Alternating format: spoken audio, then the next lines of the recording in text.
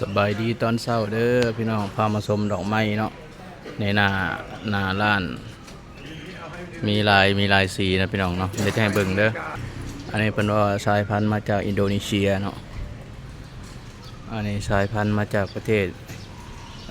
แชมเปญเพิ่นว่างามพี่น้องลายสีคือกันดอกแท้เด้นี่อันนี้ยังไม่ได้ออกดอกอันนี้ก็มาจากปักกิ่งเพิ่นว่าต้นแท้ๆได้พี่น้องเอ้ยเพิ่นพดเดี๋ยวเพิ่นก็ตอนมันก็งามมานี่หลายสายพันธุ์นะดิพี่น้องอันนี้ก็ยุโรปมาจากยุโรปเพิ่นเนาะมีแต่อันงามๆพี่น้องเพิ่นตัดใช่อันนี้มาจากฝรั่งเศส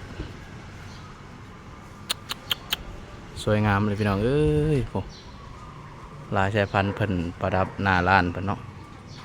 สวย